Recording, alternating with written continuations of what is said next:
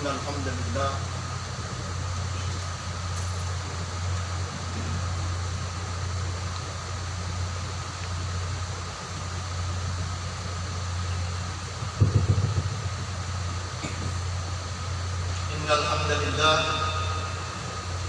نحمده ونستعينه ونستغفره ونستهديه ونعوذ بالله من شرور أنفسنا وسيئات أعمالنا من يهده الله فلا مضل له ومن يضلله فلن تجد له وليا مرشدا أشهد أن لا إله إلا الله وحده لا شريك له له الملك وله الحمد وهو على كل شيء قدير وأشهد أن محمدا عبده ورسوله صلى الله عليه وسلم وعلى آله وصحبه ومن دعا بدعوته إلى يوم الدين أما بعد فيا عباد الله أوصيكم ونفسي بتقوى الله واعلموا أن الله سبحانه وتعالى رقيب على كل أفعالكم فيجازيكم به إن كان خيرا فخير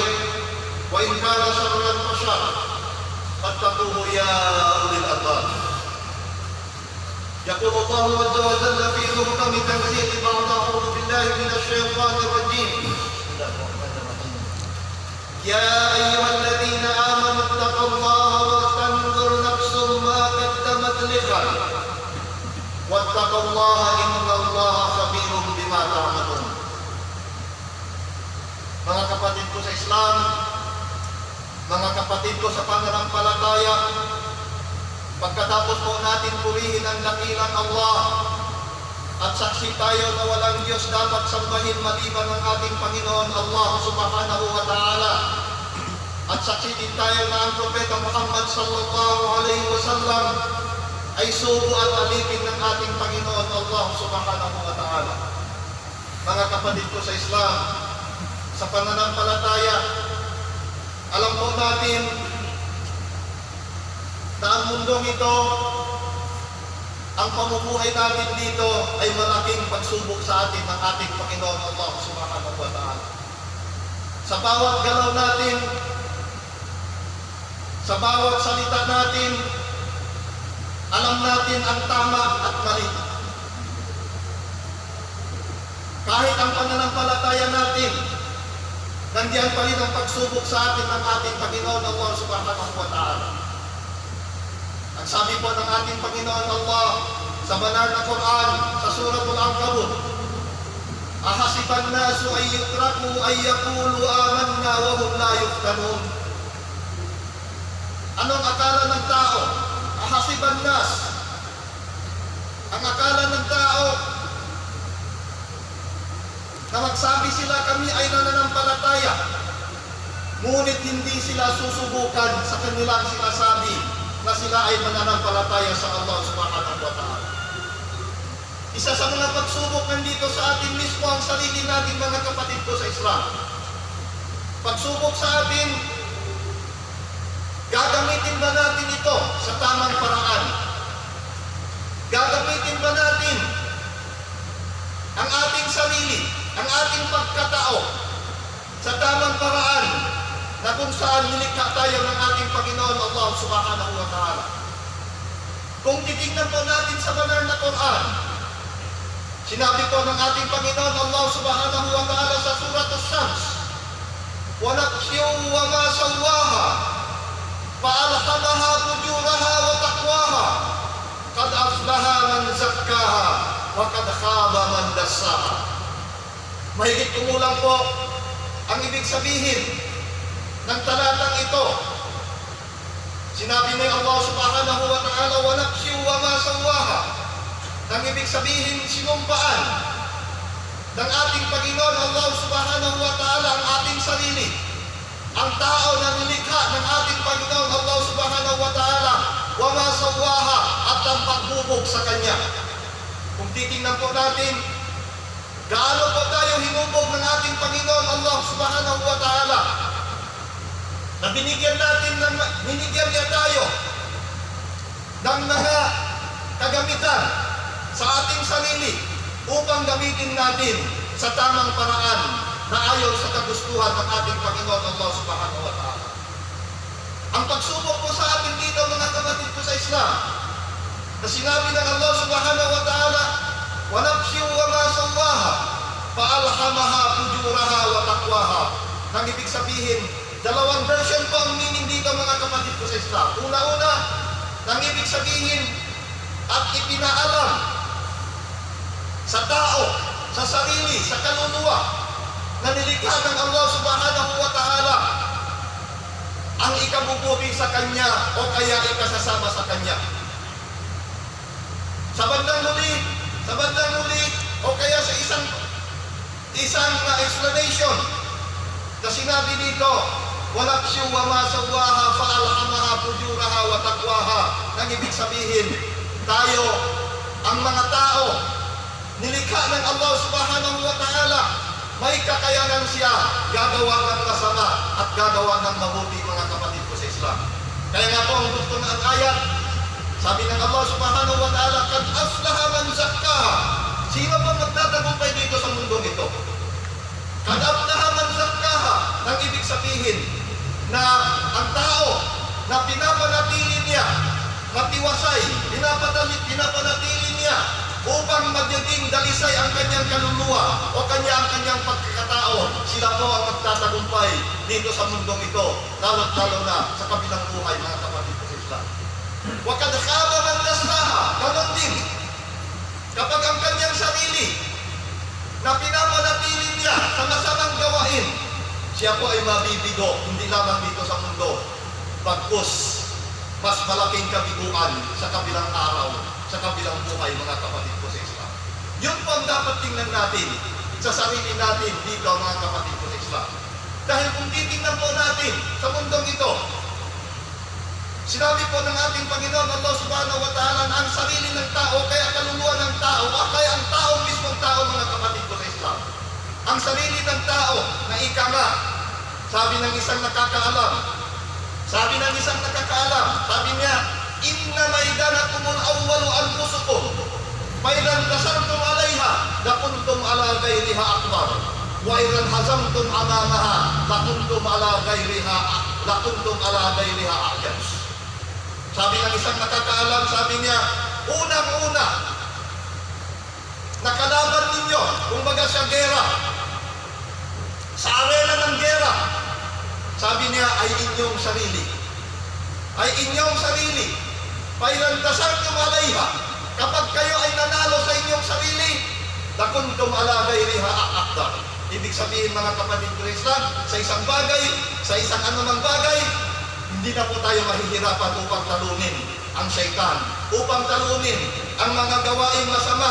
Ngunit, law in hadamtum amamaha, lakuntum ala ghairiha ajaz. Ngunit pag kayo, sabi niya, ay natatalo ng inyong sarili, ibig sabihin, mga kapatid ko sa Islam, ang tao ay sa ibang bagay magiging mahina siya, mga kapatid ko sa Islam. Kaya nga po, sa isang hadis ng Propeta Muhammad sallallahu alaihi wasallam, sabi niya, may yadmanu li ma bayna lahyayhi wa ma bayna rijlayhi adman lahul jannah. Masya Allah. Sabi ng Propeta Muhammad sallallahu alaihi wasallam, sino man ang makabigay sa akin ng garantiya sa pagitan ng dalawa, sa pagitan ng kanyang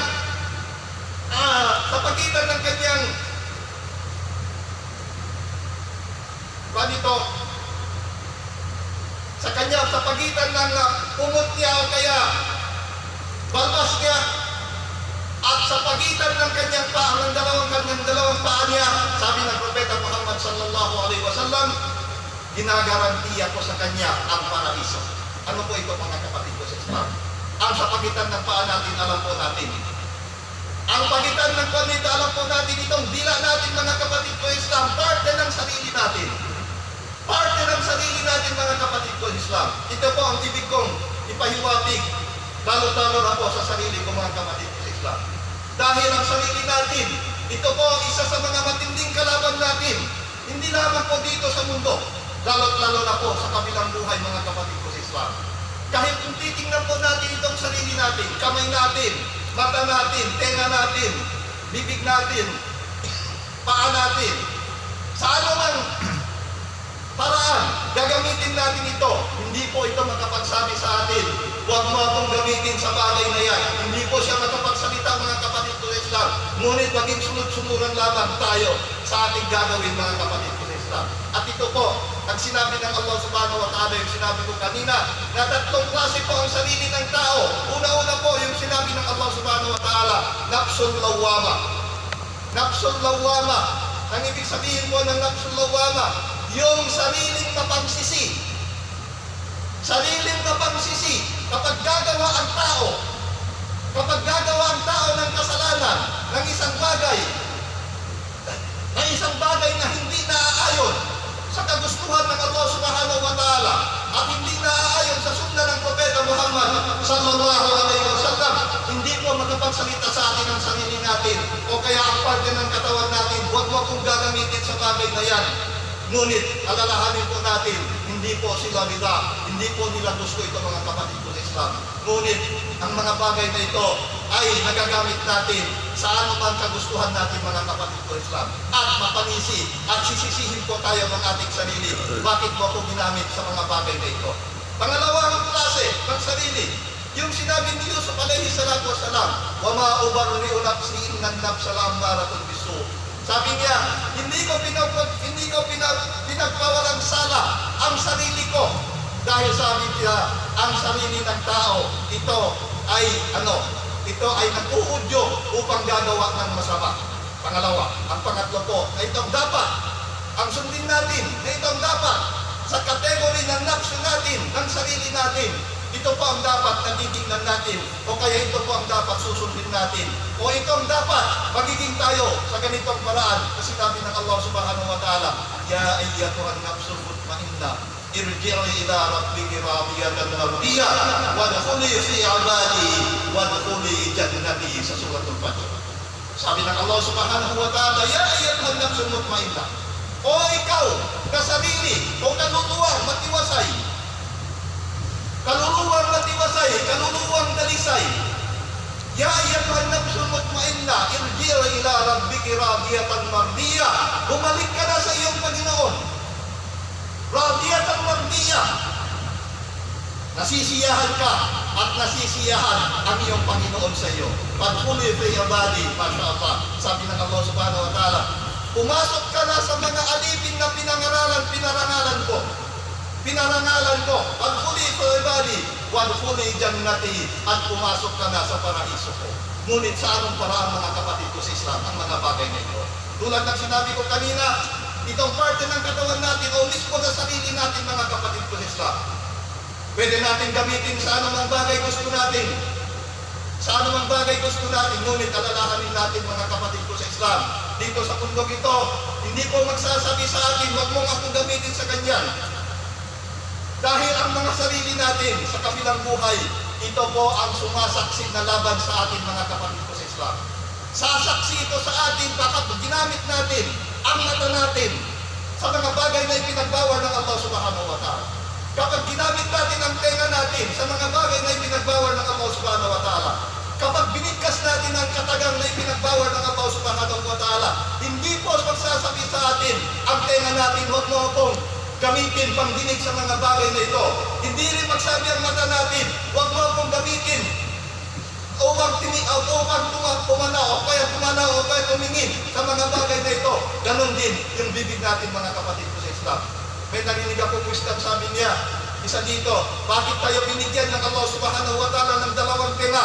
Upang alam natin, marinig natin anong tama at saka mali. Bakit binigyan tayo ng Allah subhanahu wa ta'ala ng dalawang mata? Upang makita natin ang tama at mali. Ngunit bakit binigyan tayo ng Allah subhanahu wa ta'ala ng isang bibig lamang, ng isang dila lamang, mga kapatid ko sa Islam? Upang magbigkas ng katotohanan, hindi yung kasinungalingan, mga kapatid ko sa Islam. Ganon po katindi kuwan natin. So sa kabilang buhay, kung titingnan po natin ito, mga kapatid ko sa Islam, ang mga kuffar, tingnan po natin ang mga kuffar. Sabi ng Allah subhanahu wa ta'ala sa mga kuffar, yung kumakalaban, ibig sabihin na kumakalaban sa Allah subhanahu wa ta'ala, yung hindi tumatalima sa utos ng Allah subhanahu wa ta'ala na ginagamit nila ang kanilang sarili. Ang mga bagay na ito sa mga ipinagbawal ng Allah subhanahu wa ta'ala. Sabi ng Allah subhanahu wa ta'ala, hatta idha ma ja'uha syahida alayhim sam'uhum wa absaruhum wa juluduhum bima kanu ya'malun.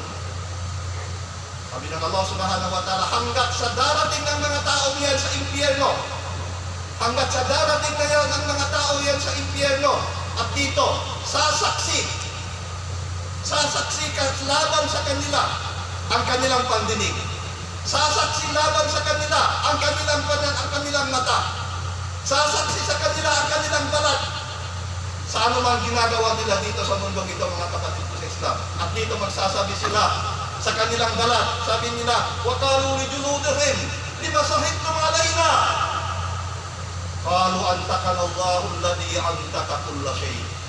Sabi ng Allah subhanahu wa ta'ala sa banal na Quran, at sasabihin ng mga kuffar sa mga balat nila, bakit kayo sumasaksi laban sa amin? Dahil ang sinabi ng Allah subhanahu wa ta'ala, lima shahidtum alayna. Ang ginamit po dito alayna, hindi po lana. Hindi po sinabi ng Allah subhanahu wa ta'ala, lima shahidtum lana. Pagkos ang sinabi ng Allah subhanahu wa ta'ala, lima shahidtum alayna. Bakit kayo sumaksi? Bakit kayo sumaksi laban sa amin, mga kapatid ko sa Islam? Ang sagot po ng balat natin, ng balat ng tao sa araw na yan, antaqana Allahu alladhi antaqa kulla shay. Pinapagsalita kami ng Allah subhanahu wa ta'ala, yung nagpapasalita sa lahat ng bagay. Sa lahat ng bagay. So dito, hindi po natin makokontrol, mga kapatid ko sa Islam. Wala tayong kontrol. Sa Surah Yasin, anong sinabi ng Allah subhanahu wa ta'ala? Al-yawma nakhtimu ala afwahihim wa tukallimuna aydihim wa tashhadu arjuluhum bima kanu yaksibun.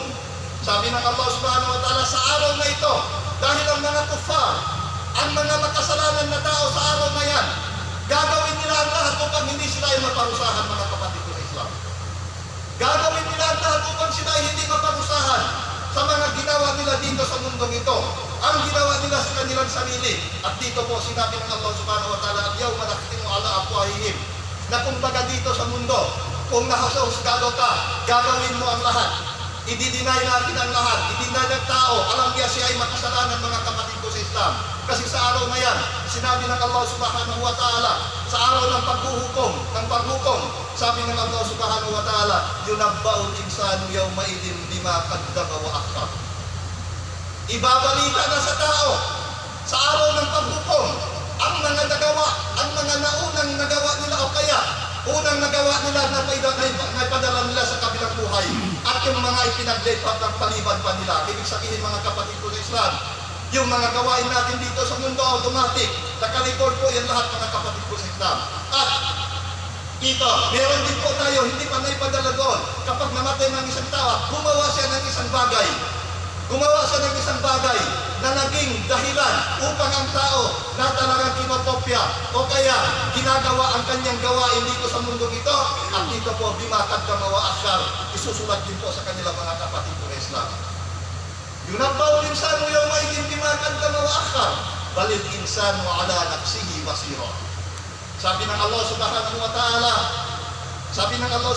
ta'ala, sa katotohanan, ang tao, ang sarili ng tao, isa sa mga meaning niya dito, ang sarili ng tao ay sumasaksi laban sa kanya. Sa isang meaning, alam ng tao ang kanyang kasalanan, mga kapatid ko sa Islam. Dito, kumbaga ikumpara natin dito sa mundo, walillahil mathalul a'la, ikumpara natin dito sa mundo, sa husgado, pag hinuhukom ng isang tao ng guilty o makasalanan, gagawin niya ang lahat, ibigay niya ang lahat. Ngunit, gaano pa man ang pag-deny niya, mga kapatid ko, alam niya na siya ay nagkasala, mga kapatid ko. Alam niya ng Allah subhanahu wa ta'ala siya ay nagkasala. Ganon din po dito sa mundo ito, kapag yun na nga, tulad ng sinabi natin, na kapag siya ay haharap na sa husgado, alam niya siya ay guilty, alam niya siya ay makasalanan, ngunit i-deny niya, mga kapatid ko sa Islam. Sabi ng Allah subhanahu wa ta'ala, balil insanu ala nafsihi basira. Alam ng tao, alam ng sarili niya na siya ay gumawa ng kasalanan, walau alqa ma'adira, kahit gagawin pa niya lahat ang mga excuses, mga kapatid ko Islam. Ganon po katindi, hindi tinitingnan natin sa mundong ito, mga kapatid ko sa Islam. At dahil dito, ang sarili natin, ito po ay magiging kalaban natin sa kabilang buhay, at pag hindi po natin ito gagamitin, mga kapatid ko sa Islam. Dahil hindi lamang po ang sarili natin. Kung titingnan po natin, kung sasabihin natin na ganito, meron pa tayong record ng bawat isa sa atin. Meron pang record ng bawat isa sa atin. Sabi ng Allah subhanahu wa ta'ala, wa kulla insanin alzamnahu ta'irahu fi unuqih. Alzamnahu ta'irahu fi unuqih. Wa nukhriju lahu yawmal qiyamati kitaban mansura, yalqahu kitaban mansura. Sabi ng Allah subhanahu wa ta'ala, ang bawat tao sa araw na yan, sarili natin sasaksi laban sa atin, at meron pa tayong record ang bawat isa sa atin. Dito po, sinabi ng Allah subhanahu wa ta'ala, wa kullu insanin alzamnahu ta'irahu fi unuqih.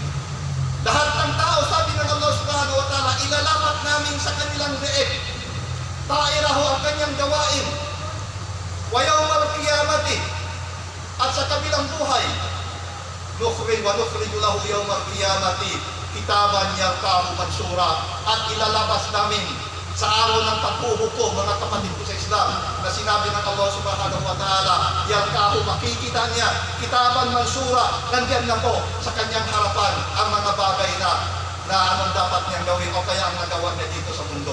So wala talaga tayong, ang tao, wala talagang ligtas, mga kapatid sa Islam. Kaya hanggat nandito sa mundo, gagamitin natin parte ng katawan natin sa mga bagay na ikabubuti sa atin, mga kapatid ko sa Islam. Dahil tulad ng sinabi natin kanina, lahat ng ito ay hindi po makapagsami sa atin, mga kapatid ko sa Islam. Kaya huwag po tayong magtaka. Huwag po tayong magtaka yung gina natin dito po sa mundong ito, mga kapatid ko sa Islam. Dito po sa mundong ito, kapag ang isang tao ay makasalanan, mga kapatid ko sa Islam, ano pong sinabi ng Propeta Muhammad sallallahu alaihi wasallam? Laqitum mawtakum bila ilaha illallah. Ibig sabihin, kapag ang tao ay malapit ng mamatay, ano pong ginagawa ng mga imam natin? Ano pong ginagawa natin? Sabi ng Propeta Muhammad sallallahu alaihi wasallam na dapat natin gawin, pasunurin mo siya. Pasunurin mo siya upang ibigkas niya ang kalima la ilaha illallah. Dahil sa sinabi ng Propeta Muhammad sallallahu alaihi wasallam, man kana akhiru kalamihi la ilaha illallah dakhala jannah. Dakhala jannah. Kung sino man ang katapusan ng kanyang pagbigkas, ang katapusan ng kanyang binigkas ay la ilaha illallah, walang Diyos dapat sambahin maliban ng Allah subhanahu wa ta'ala, dakhala jannah, pasok na siya sa paraiso. Pasok na siya sa paraiso. Taka po tayo. Bakit po? May mga tao, alam natin na Muslim, pero makasalanan, kapag pinapasunod mo po, la ilaha illallah. Gusto niya pong ibigkas ang katagang la ilaha illallah, ngunit ayaw na po ng dila niya, mga kapatid ko. Dito po sa mundong ito, ay mag-oppose na po.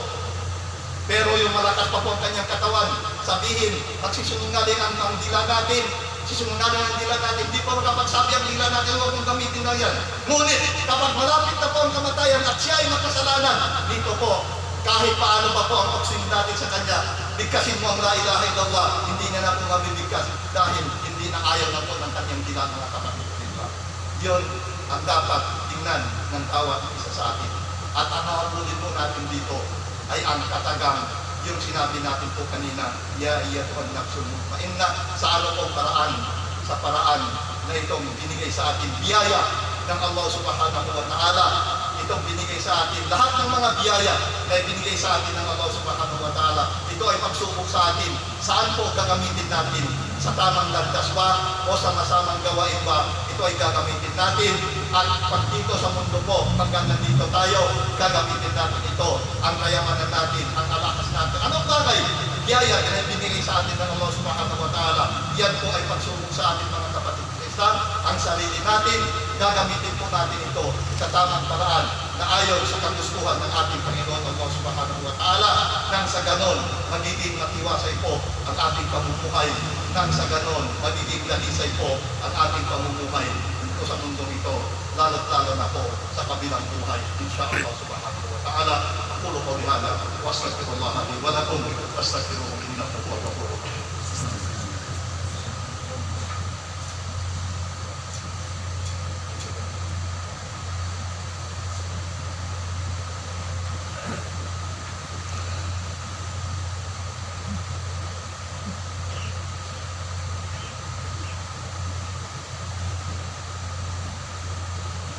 أسألك ربي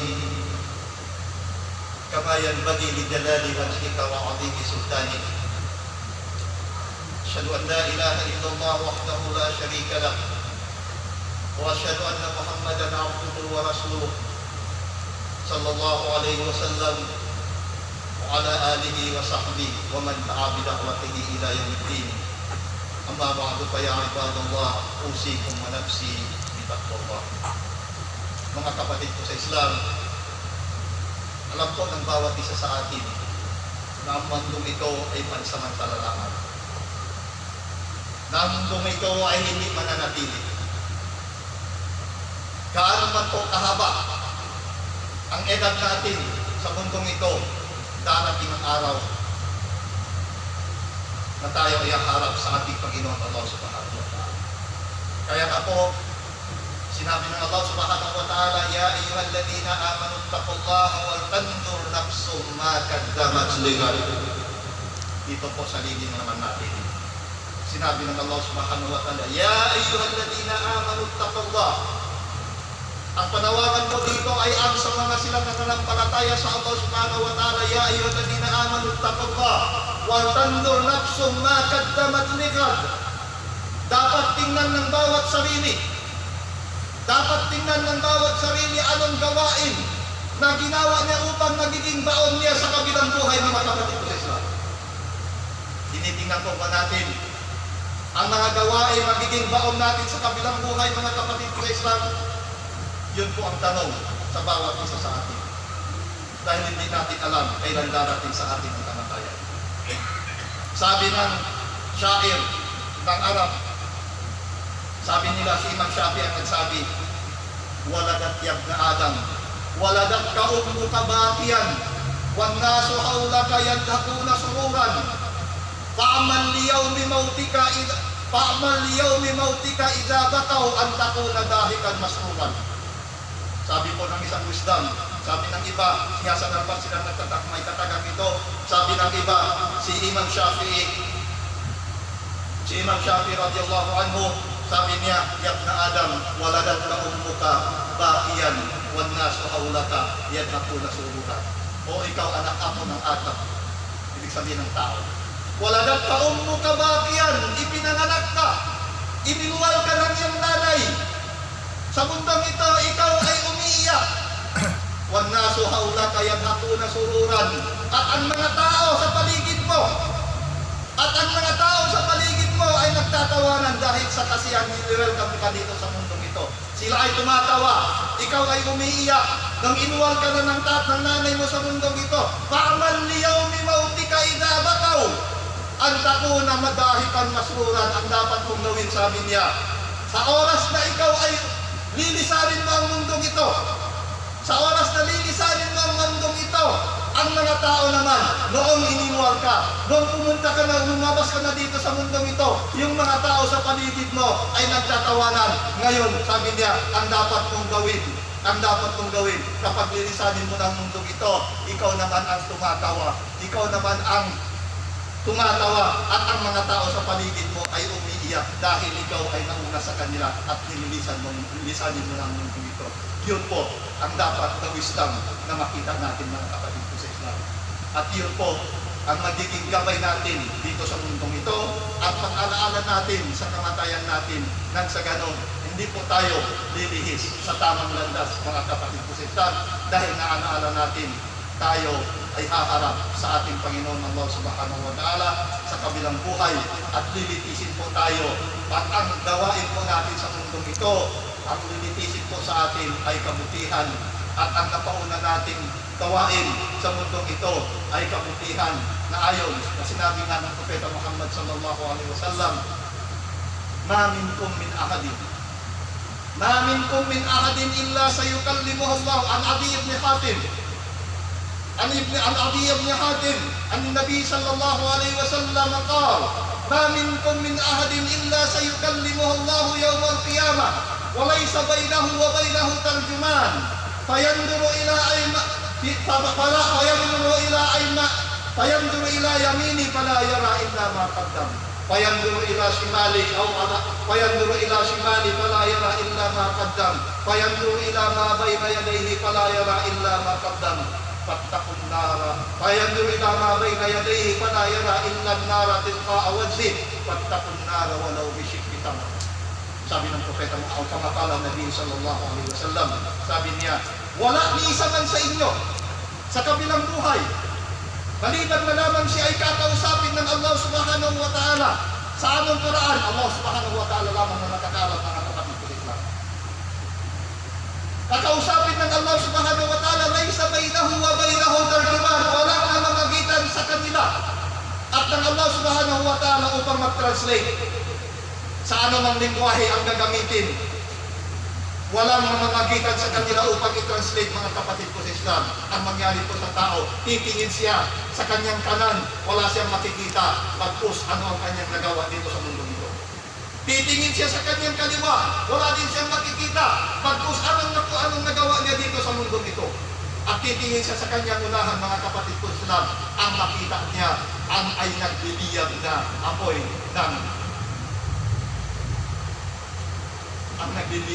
ng nakpak, mga kapatid ko sa Islam. Nagliliyab na apoy ang makikita niya, mga kapatid ko sa Islam. Sabi ng Propeta Muhammad sallallahu alaihi wasallam, fattaqun nara walaw bishiqqi tamr. Gagawa kayo ng kalasan.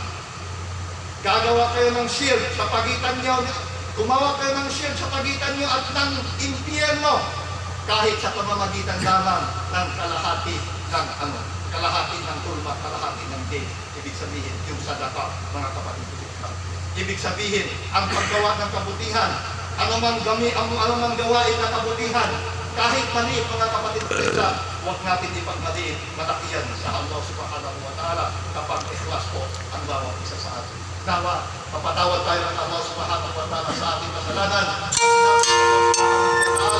Sa banal na Quran, na dapat tayo ay magsalawat sa ating Propeta Muhammad sallallahu alaihi wasallam. Sinabi ng Allah subhanahu wa ta'ala, inna Allaha wa malaikatahu yusalluna 'alan nabi ya ayyuhalladhina amanu sallu 'alaihi wa sallimu taslima. Allahumma salli 'ala Muhammad wa 'ala ali Muhammad kama sallaita 'ala Ibrahim wa 'ala ali Ibrahim fil 'alamin innaka Hamidum Majid. Wa barik 'ala Muhammad wa 'ala ali Muhammad kama barakta 'ala Ibrahim wa 'ala ali Ibrahim innaka Hamidum Majid. Allahumma ighfir lil والمؤمنات والمسلمين والمسلمات والأحياء منهم والأموات إنك يا مولانا سميع قريب مجيب الدعوات يا رب العالمين. اللهم تقبل منا إنك أنت السميع العليم وتب علينا إنك أنت التواب الرحيم وارحمنا وأنت أرحم الراحمين. اللهم هذه أهوالنا بين يديك وأنت أعلم بها ويسر لنا أمورنا ولا تعسر علينا إنك أنت على كل شيء قدير. اللهم ربنا ظلمنا أنفسنا وإن لم تغفر لنا وترحمنا لنكونن من الخاسرين. لا إله إلا أنت سبحانك إنا كنا من الظالمين. ربنا آتنا في الدنيا حسنة وفي الآخرة حسنة وقنا عذاب النار وأدخلنا الجنة مع الأبرار يا عزيز يا غفار يا رب العالمين. وصلى الله على سيدنا محمد وعلى آله وصحبه وسلم. آمين. الحمد لله رب العالمين. أقم الصلاة إن الصلاة تنهى عن الفحشاء والمنكر ولذكر الله أكبر والله يعلم ما تصنعون.